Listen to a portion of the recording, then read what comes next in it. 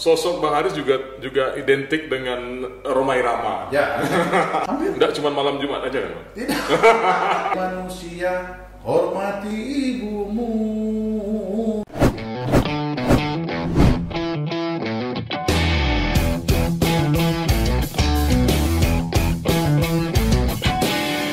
Selamat datang di dunia nyata karena ini bukan mimpi. Bang Haris Manozi.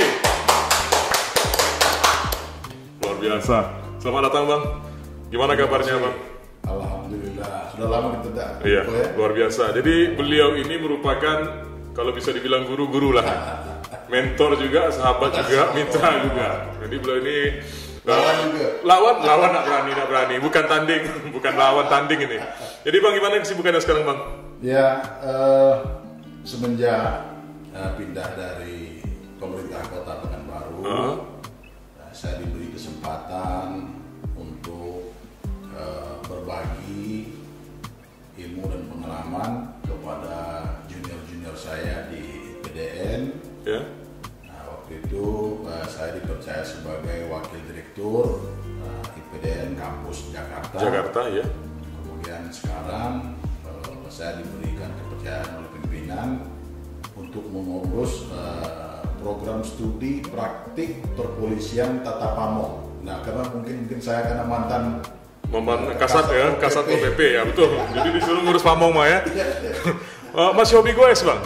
Masih Ya, masih rutin. Masih rutin. Minimal sekarang 1 kali dalam 1 minggu ya, untuk mengimbangi makan lah ya. Karena mau makan setiap jumpa dengan orang makan terus ya kan. Cuman kalau diet nanti dibilang kawan sakit pula. Betul. Jadi kalau goes olahraga terus makan terus gitu kan. Terus. Tapi efeknya ke kesehatan gimana, Bang, terasa? Ya, kita lebih semangat ya. Lebih semangat. Kemudian ya kita sehat. Kemudian dengan sehat itu kita bisa beraktivitas dengan baik. Selain goes mungkin apa lagi olahraga yang Bang tekuni ini? Saya sebetulnya kalau teman-teman dari SD, SMP, SMA tahu ya bahwa saya tidak terlampau menyukai olahraga gitu ya. Permain olahraga. Saya suka main bola dulu tuh SMP, SMA ya. Oh, tidak mungkin lagi nih, Bang, kalau main bola umur segini ya bahaya kan. Jadi sekarang ini saya fokus sepeda. Ya. Kalau tidak jogging, nah, kemudian dibarengi dengan menyanyi. Nah, menyanyi. Saya suka, iya, betul. Ya, saya sangat suka dengan menyanyi. Nanti itu ada kita bahas nih. Yeah. Tinggal bermukim di Pekanbaru, Bang ya. Namun aktivitas di Jakarta begitu. Nah, saya bermukim di 3 tempat malah. 3 tempat sekarang ya. Tapi rumah kediaman di Pekanbaru ya. Di Jatinangor saya. Di Jatinangor sekarang. Saya di Jatinangor. Jadi saya berdomisili di Jatinangor. Oke. Sekali 2 minggu, sekali 3 minggu. Saya balik ke Pekanbaru ya. Kemudian kalau tidak istri yang datang ke Bandung. Jadi S3 tidak. Saya sekarang dalam mengikuti kembali S3. Bukannya sudah dokter, Bang? Ya. Setiap Sabtu setor. Waduh. Ini istilah baru nih. Setiap Sabtu setor ya. Betul. Jadi Bang, dengan kesibukan yang seperti itu, Abang ini merasa terbebani Bang dengan kinerja itu? Tidak. Karena memang mungkin ya Dinda juga karena kita sudah lama bergaul ya. Nah, saya kan maniak bekerja. Saya kalau bekerja itu kadang-kadang lupa dengan Betul. Makanya di manapun saya bekerja pasti selalu saya membangun suasana kerja di dalam ruangan saya sendiri. Nah, di situ harus ada tempat ibadah saya, tempat saya buang air, tempat makan saya. Karena memang saya berpikiran bahwa saya harus all in di situ. Ya, di samping tentu ada kegiatan-kegiatan keluar. Dan kalau saya sudah di dalam ruangan, tidak tahu saya betah sampai jam 10 jam 11 malam. Oke, yang paling saya ingat dari Bang Haris Manozi ini, beliau sosok birokrat sejati. Memang kalau bisa dibilang birokrat murni ya birokrat murni gitu. Nah, bagaimana cara Abang sebagai seorang birokrat yang memang memulai pendidikan dari sekolah ke Pamongan itu masuk ke ranah pemerintahan yang sekarang ada unsur-unsur politis. Kita tahu kepala daerah kan dipilih berdasarkan partai politik, nggak bisa kita bilang oh ini nggak ada unsur politisnya begitu. Nah, jadi menurut Abang sistem ini bagaimana dan cara Abang mengimbangi dinamika ini bagaimana? Betul. Kita orang birokrasi pemerintahan, tetapi hidup di lingkungan habitat politik. Itu tidak bisa kita pungkiri. Maka saya apapun yang terjadi di karir saya tidak pernah menyesali dan tidak pernah menyalahkan orang lain. Dan saya selalu bilang sama adik-adik, termasuk sekarang kepada praja-praja yang saya bimbing ya. Ada saya beberapa mengampu mata kuliah. Jangan pernah kecewa karena memang habitat seperti itu. Nah, apa maksud saya? Mohon maaf, di pemerintahan daerah, ya, salah satu tujuan otonomi pemerintahan daerah, yang pertama adalah pemberdayaan politik lokal. Pemberdayaan politik lokal. Nah, bagaimana masyarakat kita di daerah itu menikmati juga politik kebebasan gitu ya. Nah, di sisi aturan mainnya kita tidak ada yang namanya sistem pemerintahan daerah seperti sistem ketatanegaraan. Ketatanegaraan daerah tidak ada. Nah, karena kita menganut sistem unitarian pemerintahan negara kesatuan Republik Indonesia. Tetapi yang kita lihat ya kenyataannya bahwa pemilihan presiden tidak ada bedanya dengan pemilihan kepala daerah. Nah, presiden secara de facto begitu dia menang, itu masuk kabinet adalah pendukung-pendukung dia di samping profesional. Otomatis itu Bang. Ya kan? Iya. Nah, walaupun kita menganut sistem presidensial, tetapi realnya dari kita memulai reformasi, nah yang dulu di kementerian itu pada umumnya pendukung, partai-partai pendukung, kemudian kita tidak menutup mata ada profesional di situ. Betul. Sebagai penyisip lah ya. Di daerah juga seperti itu. Nah, di daerah memang ada pemilihan kepala daerah dari independen, tetapi kan persentasenya kecil. Nah, pastilah kepala daerah yang maju ini harus mendapatkan dukungan dari partai, ya, karena ada syarat-syarat tertentu, ya kan? Nah, kemudian ketika calon kepala daerah itu menang, dia tidak bisa membawa orang partai ke pemerintahan daerahnya. Nah, tentu orang-orang yang dibawa ya, mohon maaf ini pastilah rekomendasi daripada partai. Ya. Nah, namun demikian ini itu hal yang menurut saya biasa terjadi. Tetapi mengkombinkan orang-orang direkomendasi oleh teman-teman pendukung dengan yang profesional memang di bidangnya. Nah, memang aturannya artinya sebagai aparatur sipil negara dia memiliki kompetensi, dan yang perlu adalah yang penting adalah integritas. Nah, kompetensi dan integritas ini penting. Ditambah lagi dukungan-dukungan mungkin ya, kalau menurut saya tidak dukungan inilah mungkin dipromosikan lah oleh teman-teman pendukung kepala daerah. Jadi menurut saya sesuatu yang wajar dan harus kita nikmati. Apapun dinamikanya. Apapun dinamikanya. Bang, ini kan dua hal yang berbeda. Sebenarnya ini punya ruang yang sangat jelas perbedaannya antara partai politik dengan birokrat. Nah, ini kita berbicara di semi politik. Kepala daerah yang didukung oleh partai tidak bisa membawa orang partai untuk masuk ke jabatan birokrat. Akhirnya masuklah mereka yang didukung atau direkomendasikan dalam tanda petik. Akan terjadi gerakan di belakang layar. Gerakan-gerakan di belakang layar ini kalau kita lihat secara ilmu pemerintahan yang Abang pelajari, ini bisa mengganggu atau justru memberikan dampak yang positif terhadap pemerintahan. Yang saya bicarakan tadi itu kan kenyataan yang betul kita lihat dan kita alami. Nah, saya sudah berkali-kali mengalami hal seperti itu ya. Karena dihitung juga saya sudah pernah 7 kali menjadi kepala dinas. Di usia saya yang ke-38 saya sudah angkat menjadi eselon 2. 7 kali eselon 2 Bang ya. Dan saya tidak mempunyai siapa-siapa. Orang tua saya pedagang. Saya tidak mempunyai saudara-saudara pejabat ya. Jadi saya tetap percaya kepada kompetensi dan integritas yang saya miliki. Nah, berbicara tadi aturan, sebenarnya tidak ada demikian, ya kan?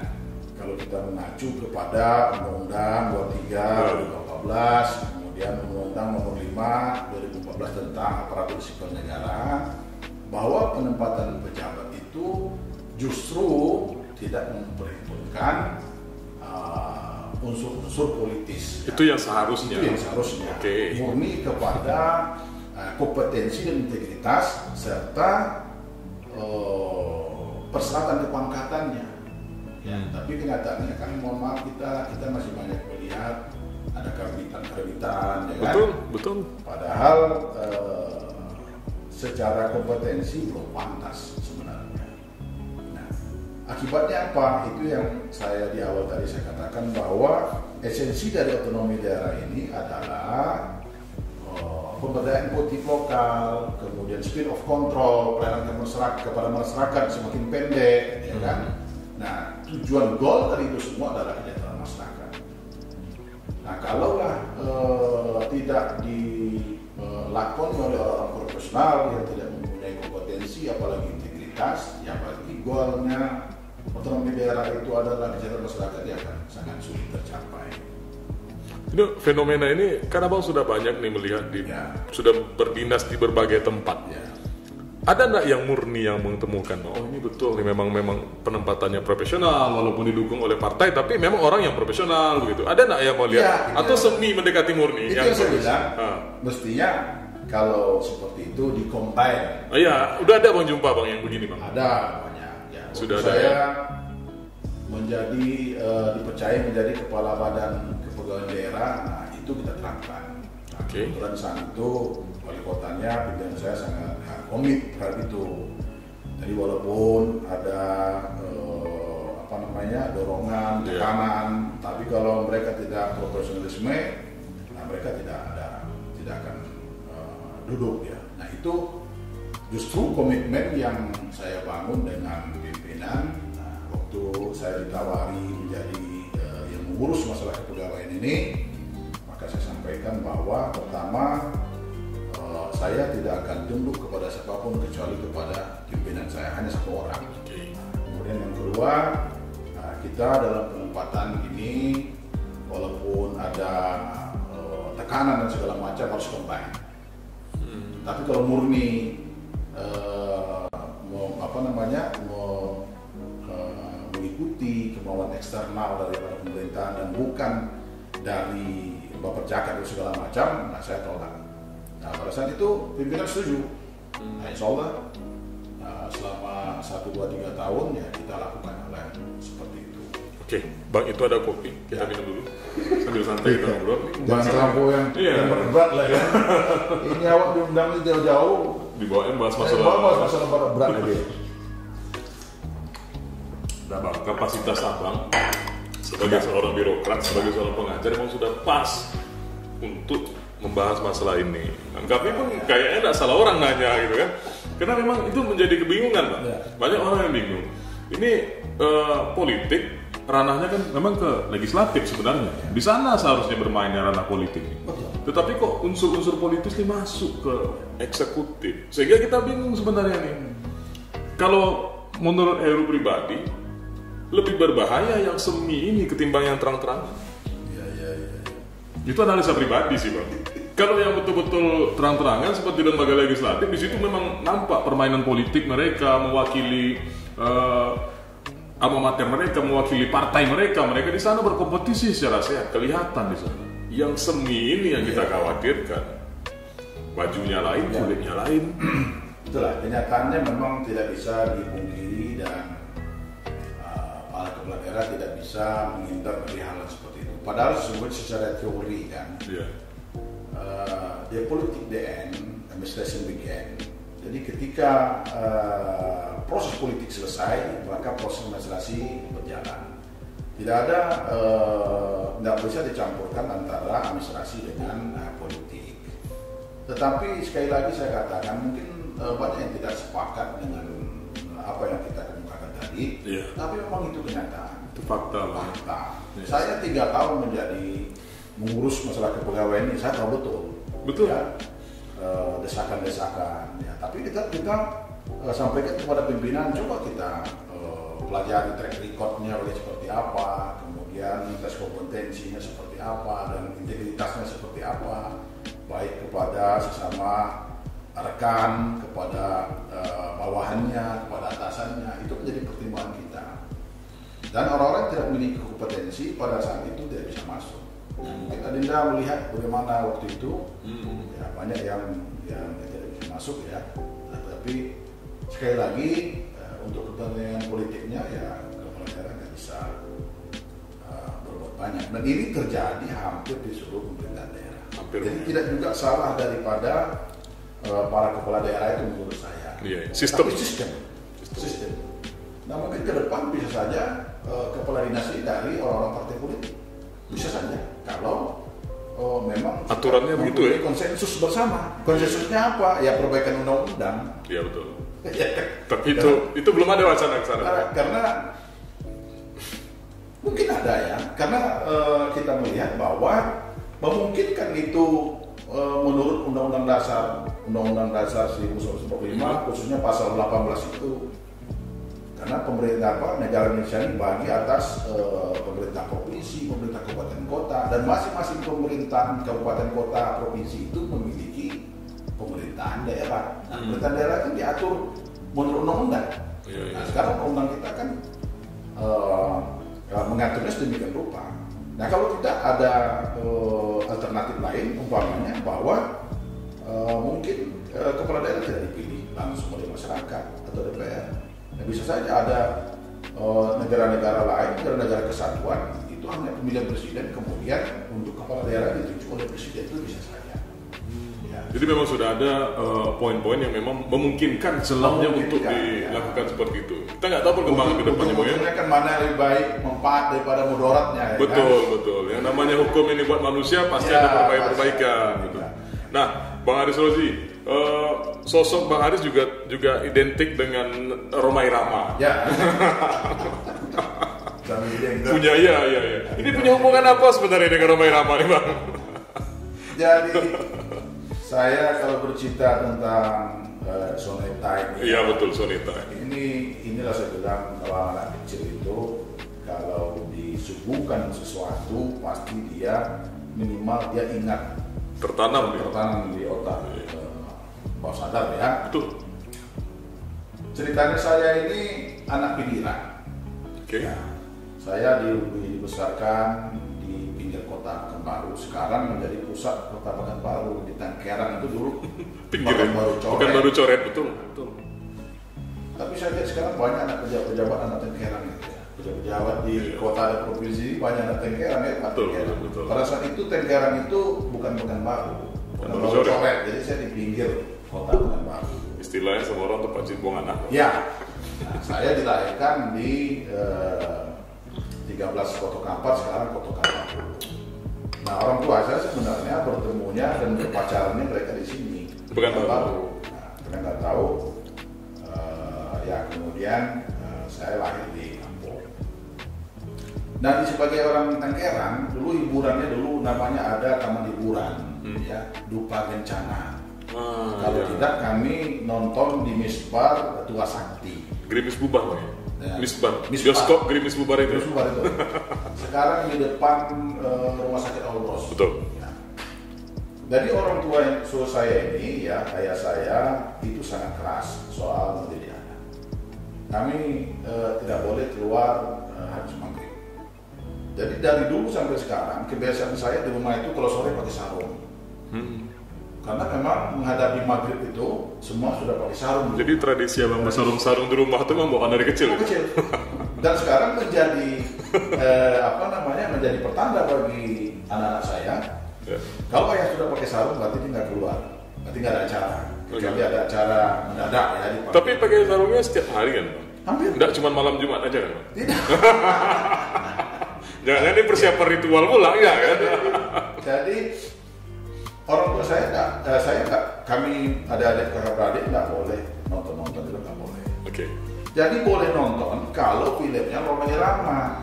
Oh ya, betul, masuk akal. Karena film-film dulu itu, mohon maaf, itu ya. Kalau dibuat sekarang banyak kena sensor itu. Betul. Jadi hanya film Romai Rama, betul. Jadi saya ingat filmnya yang pertama itu Begadang, Penasaran. Nah, sampai saya mencintai beliau gitu ya, Romai Rama, sehingga hampir semua lagu Roma itu saya hafal. Itu banyak itu lagunya Bang. Romai Rama legend, maestro musik Indonesia. Jadi mana-mana waktu saya jadi peraja di PDN, saya juga dikenali sama teman-teman itu bahwa saya gila dengan Romai Rama. Jadi di PDN dulu kan nggak seperti sekarang, siarnya jarang. Jadi malam minggu diisi oleh acara-acara di dalam. Nah saya kalau tampil pasti bawa dengan grup band saya, pasti tampilnya Roma. Jadi abang sudah pernah belum berjumpa dengan idola abang ini sendiri? Sudah ya? Sudah sering saya jumpa. Saya sampaikan bahwa saya penggemarnya Pak Haji dan saya banyak hafal lagu Pak Haji. Ya, beliau kan tentu tidak merasa terkejut ya. Iya, karena memang jutaan orang yang menggemari beliau, betul. Tapi beliau Masya Allah, lalu beliau perlu sayang. Apa hal yang paling berkesan bagi abang? Yang paling abang tidak bisa lupakan memori tentang Rhoma Irama atau lagu-lagunya ini? Mungkin ada yang nyantol gitu. Begini, saya ini kan di samping saya bukan ustadz ya. Oke. Nah, tapi karena saya pamong, saya mulai dari menjadi kepala desa, kemudian camat. Kalau imam berhalangan datang, maka saya naik mimbar. Saya ulangi, kalau khatibnya tidak datang, nah masyarakat menyuruh saya naik Pak Camat, Pak Kepala Desa, Pak Wali, nama dulu Pak Wali. Mohon izin Pak Wali khatib saya terima. Sepanjang orang tidak ada. Kalau orang tidak ada saya tidak pernah mau, karena memang tugas mereka itu. Betul. Jangan dibawa balik. Iya betul. Iya kan? Nanti diambil tugas kita jadi wali, dia pula kita jadi khatib gitu kan, kacau juga, betul bang? Begitu juga imam. Iya. Nah ketika saya menjadi khatib ini, banyak lagu-lagu Roma itu bukan saya jadikan dalil nakli, tetapi pada umumnya lagu-lagu Roma itu ada dalilnya dalam Al-Quran, ya kan? Iya. Jadi saya cepat ingat ketika umumnya saya mengajak. Saya lihat di situ yang sholat Jumat itu banyak remaja-remaja gitu kan. Nah, saya mungkin khutbah secara spontan saya khutbah tentang penghormatan terhadap orang tua, rumahnya ibu, ya kan? Betul. Nah, habis Rasulullah umpamanya ridallahu fidalidain. Iya, di lagunya Bang Roma ada. Ya betul. Jadi semuanya ada. Nah, kemudian bahwa manusia ini sama, tidak ada perbedaannya. Yang bedakannya adalah takwa. Itu lagu takwa. Betul, ya. Jadi hampir semuanya. Nah, ini jadi bahan untuk khutbah jadinya. Betul. Kalau kita hafal susah, Bang ya? Susah. Tapi kalau ngingat ini lagu, gampang gitu ya. Tapi jangan lupa, lagu cinta ini juga sahdu. Waduh. Ini berbicara tentang Rhoma Irama. Menggerakkan hati gitu ya. Kola Bang Haji Rhoma Irama. Wahai kawan, para pemuda, waspadalah kala melangkah agar tidak menyesal akhirnya. Itu. Kola itu kan berkata tuh Bang. Dan ini Adinda Heru ini penggemar Roma juga. Ya, jadi gini, siapapun orang yang hidup di zaman itu, Bang, akan sangat berbohong dia. Betul. Kalau dia tidak menyukai ataupun sedikit tertanam di pikiran dia tentang legenda ini. Jadi yang lucu ya, Adinda, saya waktu itu wakil direktur di Jakarta, ya kan. Ya. Ada staf saya itu, ternyata dia gila Roma. Lalu dia ngajak tanding saya. Jadi, tanding lagu. Oke. Ya, beliau di situ, saya di sebelah sini ya kan, nyanyi satu-satu gitu kan. Nah ternyata dia gila Roma juga, tapi suaranya menang saya. Oh gitu. Apalagi atasannya kan gak. Iya betul. Berani lah. Kan? Ternyata dia gila Roma juga. Banyak lagu Roma yang apa. Ya memang tontonan di masa-masa itu hanya ada kalau mau komedi kita nontonnya Dono, Kasino Indro, DKI. Kalau mau yang laga kita nontonnya Bari Prima, Advan Bangun, Jos Rudi itu dia. Kalau yang mungkin lebih ke dakwah atau percintaannya pilihannya Rhoma Irama atau Rana Karno. Jadi memang ke situ aja. Jadi akan sangat berbohong kalau anak-anak di tahun 80-an ke bawah mengaku enggak tahu sama Rhoma Irama katanya. Itu berbohong ya. Soneta Rinda, satu kalimat dari Rinda menyanyikan lagu Soneta saya bisa nyambung. Waduh. Iya ya. Jadi soneta sendiri abang tahu nggak arti soneta ini apa? Soneta, soneta itu abang tahu nggak artinya? Sebagai penggemar Roma ya. Soneta itu kan itu singkatan nama daerah. Betul, ya sama ya. Saya tahu begitu. Daerah Tasikmalaya itu. Kan. Iya.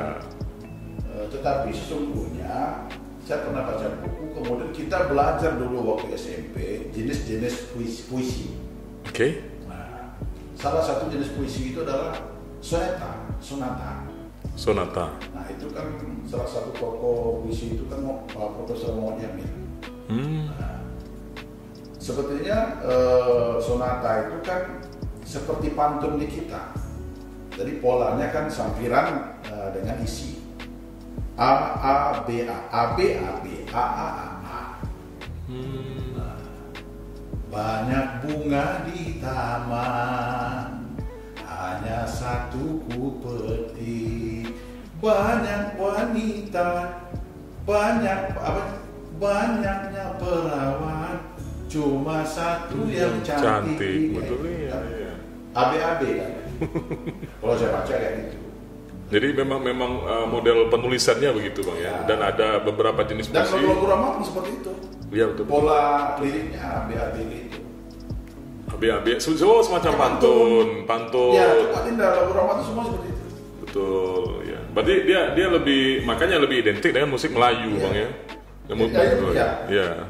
Hai manusia, hormati ibumu yang melahirkan dan membesarkanmu. Balik lagi ya.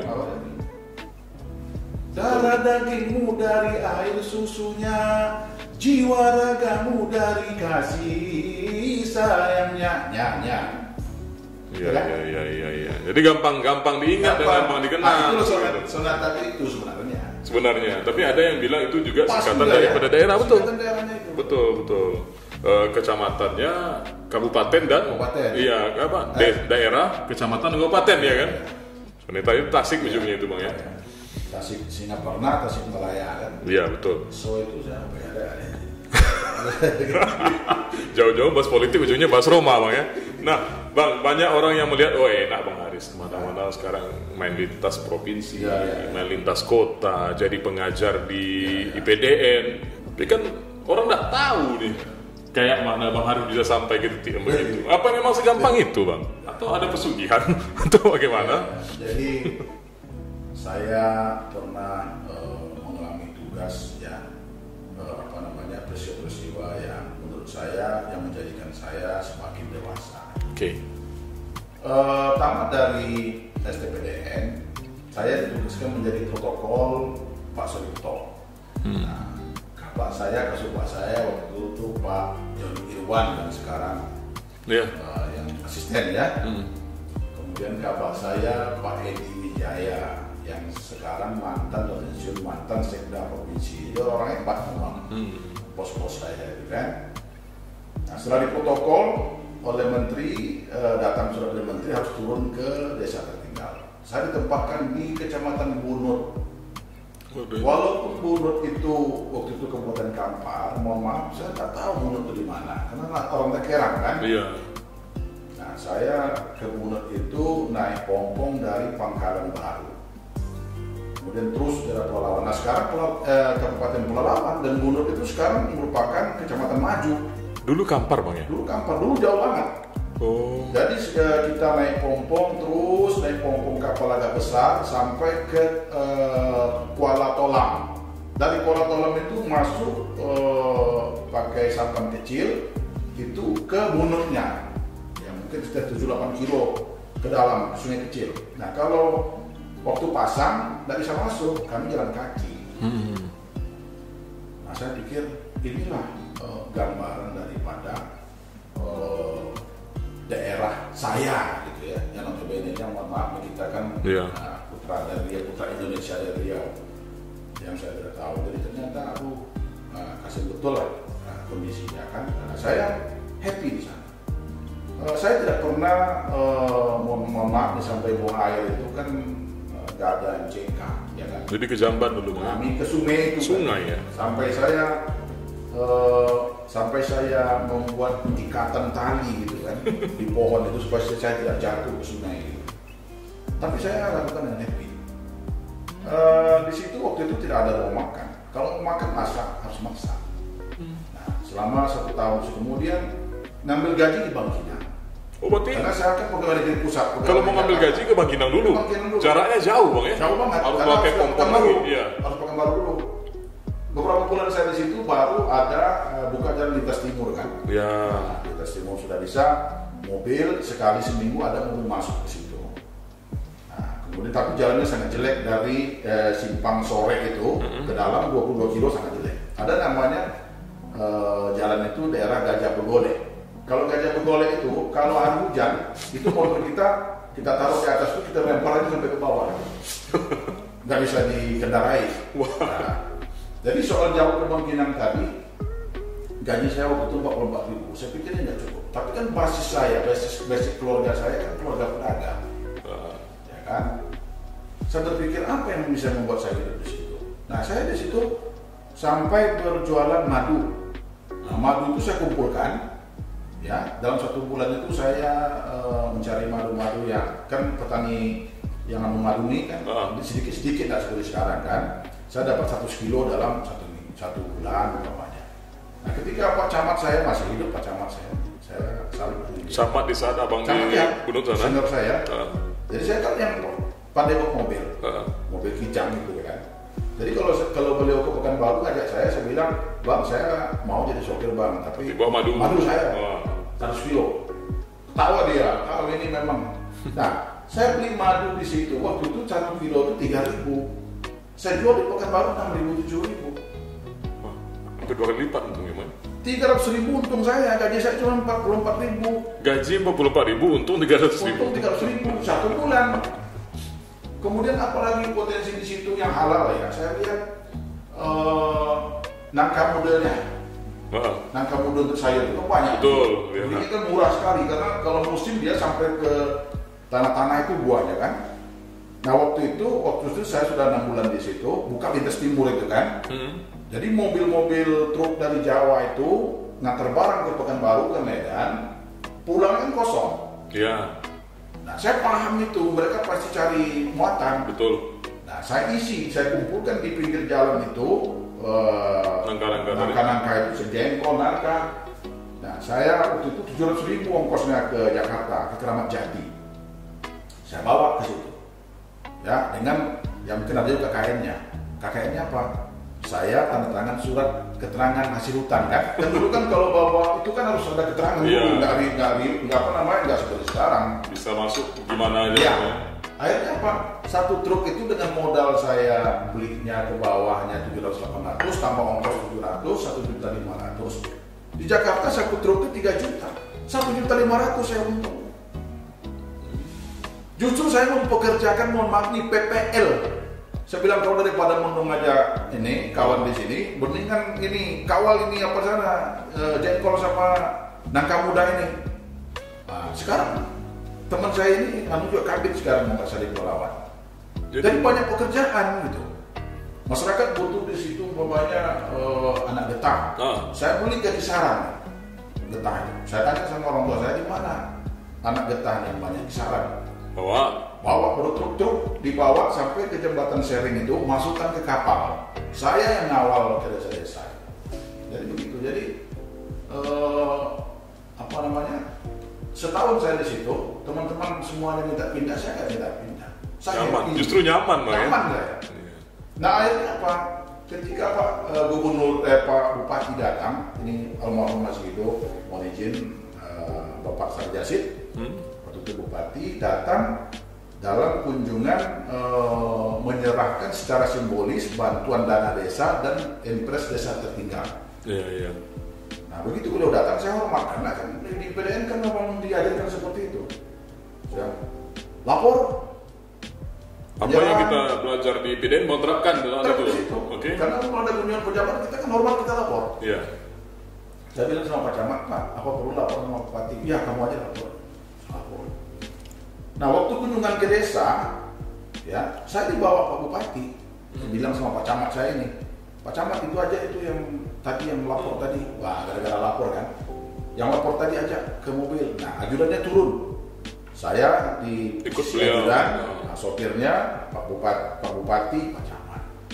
Dari pembicaraan di situ, saya mau ditarik ke kantor, dalam hati saya pun. Banget nih, ya kan? Dari pelosok nih, dulu desa yang paling banyak tertinggal dari 21 desa kelurahan itu hanya kelurahan aja yang tidak miskin, yang tidak program PDT. Nah, saya bilang, wah enak nih, tanpa payah-payah saya diajak Pak Bupati, ya kan? Karena waktu itu saya disuruh mendampingi tugas-tugas ibu dalam PKK, nah, karena Bapak mau selesai. Pak Wali Bupati kan pada saat itu kan mau selesai sudah 2 periode. Beliau waktu itu sudah mau pindah ke Jakarta menjadi DPRD, ya, menjadi DPR RI. Jadi saya diajak, jadi Pak Camat saya bilang kalau bisa kamu jangan pindah, biar saya ngomong sama Pak Bupati menolak. kalau kamu pindah nggak ada lagi teman saya di sini. Ke tempat camat. Tempat camat, ya, camat saya masih ada itu. Jadi gimana lah saya supaya senior saya nggak tersinggung lalu izin Pak. Saya bilang biar saya dulu ke kabupaten. Kalau nanti tidak enak saya balik lagi ke sini. Mana ada rumusnya enak di kabupatennya kan? Ini pasti lebih enak bang, fasilitas lebih lengkap ya kan? Nah, sampai di sana saya diangkat menjadi kasubag, kemudian diangkat lagi menjadi PLT PJ kepala desa. Dan di samping masa mau jadi lurah lagi? Nggak mungkin kan?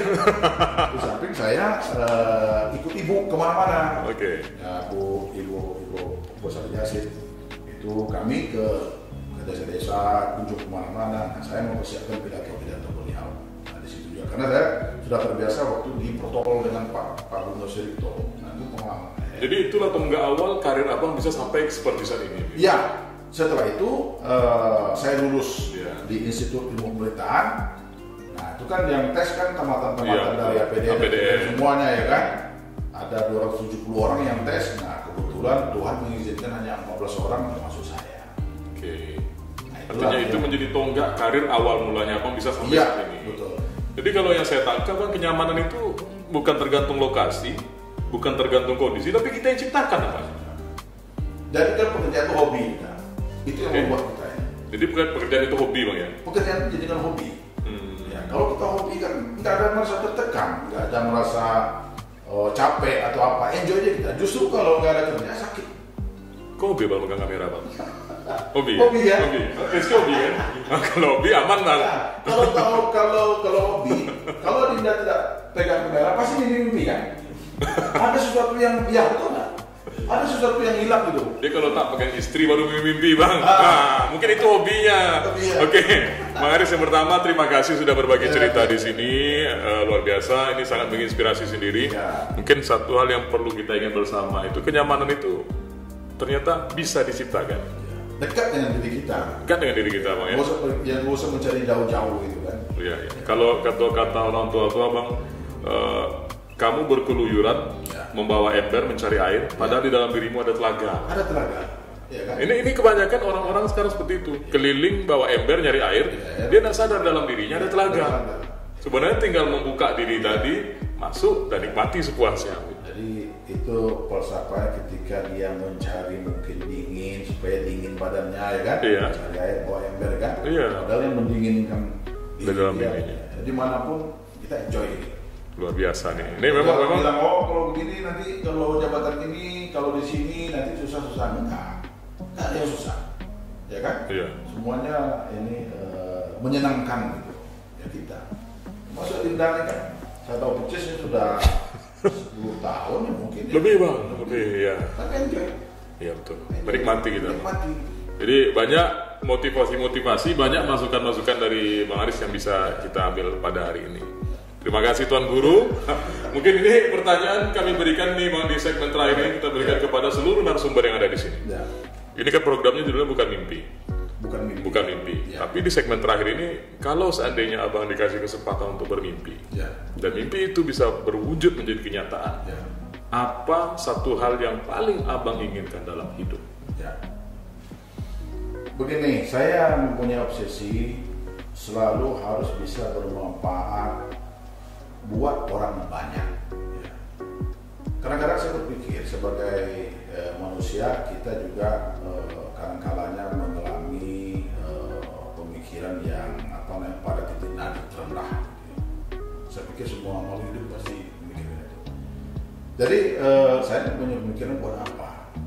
Saya juga ini lagi sudah selesai. Saya segi karir saya tamatan STPDN dulu. Tamatan APDN itu katanya jadi camat, saya pernah lama jadi camat ya kan di beberapa tempat. Kemudian saya jadi kabak oleh kabak pemerintahan, pembangunan, protokol, humas.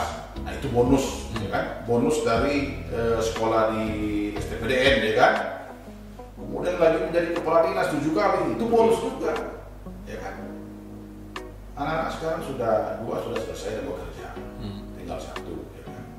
Ya kita kalau mencari materi tentu nggak cukup. Betul. Ya. Tapi saya rasa untuk kita bersyukur cukup itu. Kita sudah punya apa yang kita inginkan, apa yang diinginkan oleh orang banyak. Ya kebutuhan Maslow ya. Kalau teori kebutuhan Maslow itu sudah terpenuhi gitu. Tetapi ada yang mengganjal diri saya dan selalu dibisikkan oleh teman-teman saya, gitu kan, supaya saya ini di ujung-ujung ya, ujung walaupun saya masih ada 10 tahun lagi, justru kalau dosen kan 12 tahun lagi saya. Lebih banyak bermanfaat bagi orang, lebih banyak bisa membantu orang. Jadi kalau memang membantu orang, peran itu kan kedudukan dinamis. Betul. Jadi kedudukan dinamis tentang hak dan kewajiban. Jadi kalau semakin kedudukan dinamisnya semakin besar, hak dan kewajibannya juga semakin besar, perannya juga semakin besar. Kekuatan besar akan menimbulkan tanggung jawab yang besar. Tanggung jawab besar. Itu film Spider-Man. Selamat datang di dunia nyata, karena ini bukan mimpi banget, Mas Rozi.